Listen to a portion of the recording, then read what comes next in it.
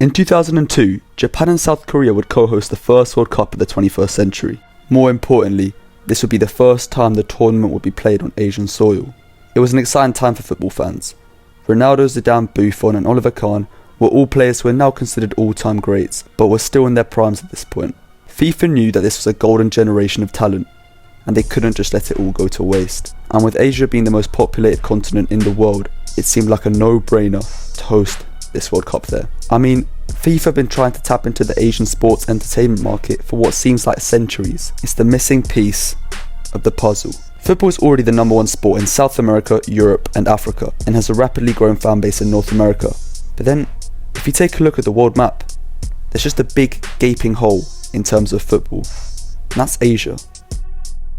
On the 31st of May 2002, the World Cup would kick off with previous champions France facing Senegal. Over 1 billion people would tune in to watch the world champions undoubtedly demolish Senegal. However, instantly, it would become apparent that this wouldn't be the case. Bouba Diop scored in the 30th minute to give Senegal a 1-0 lead against a Zidane-less France, and the game would remain this way for the following hour of play. Fans were stunned, but trust me, it was just getting started. France, Portugal and Argentina would all crash out in the group stages, while underdogs like Ireland, USA, South Korea, Paraguay and Senegal all advanced.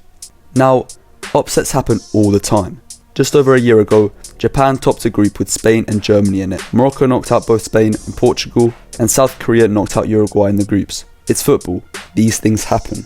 So due to many other upsets, not many people were surprised about South Korea topping their group, containing the United States, Portugal and Poland, despite this being the first time South Korea would ever advance from the group stages in a World Cup campaign. Moving on to the knockout stages, the madness continued to unfold. The United States somehow beat Mexico 2-0, and co-host Japan were knocked out by Turkey. However, it was the game between South Korea and Italy which began to raise eyebrows. Match 56 of the tournament, an Italian squad filled with icons including Buffon, Maldini and Del Piero, just to name a few, would go ahead early on thanks to Christian Vieri. However, this would be all the joy the Italians would receive all game. After 3 minutes with the score still tied at 0-0, South Korea were awarded a penalty for literally nothing. Anyway, Buffon saved it and the game got underway again. However, South Korea would continue to get decision after decision in their favour. A clearly intentional elbow to Del Piero's face inside the box was left unpunished. These decisions would prove costly for Italy, as Ki Hyun-sol would equalise for South Korea in the 88th minute. As the game approached full time and fans were getting ready to stay for an extra 30 minutes, Maldini would block a clear chance for South Korea with his back. And whilst on the floor, Lee Chun-soo would just boot him in the back of the head. Yet again, however, no punishment was given by referee Moreno, so Italy had to just settle with the free kick. Alright, yeah, I'm joking, he didn't even give a free kick for that. 12 minutes into extra time, Italian striker Francesco Totti would go down in the box after receiving pretty clear contact from the South Korean defender.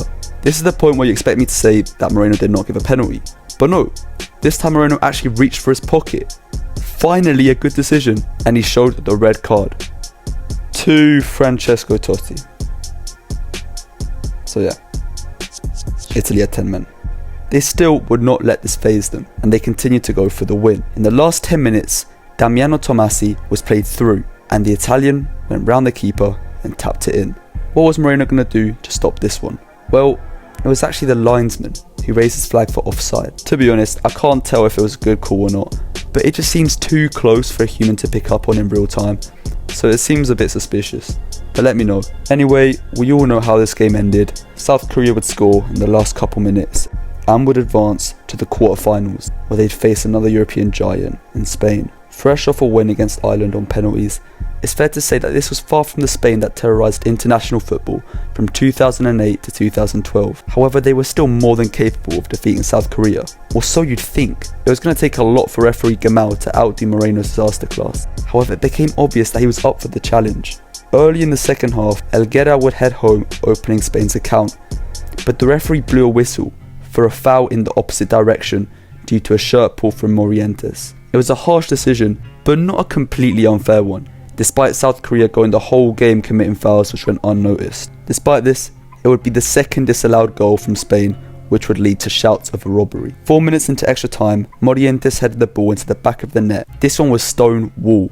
There was nothing the refs could do to disallow it, but they did so nonetheless. Apparently the ball went out of play or something, but the replays show that it just clearly didn't. So the game went all the way to pens and South Korea would win 5-3. Finally, it took another European powerhouse to get rid of South Korea, as they lost to Germany 1-0. They would also lose to Turkey in the third place playoffs. It's fair to say that fans weren't happy. The game between South Korea and Italy alone received over 400,000 complaints. Apparently, you shouldn't remind Italians or Spaniards of these results to this day, or they might eat you, or something.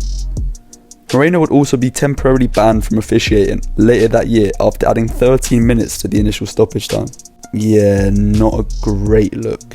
8 years after the tournament in 2010, the conspiracies would be reignited by an eye-catching headline. Byron Moreno, the official for Italy versus South Korea, was arrested at the JFK airport for drug possession, which he kept in his underwear. Now that I think about it, he probably took some before the match as well. So the question is, why?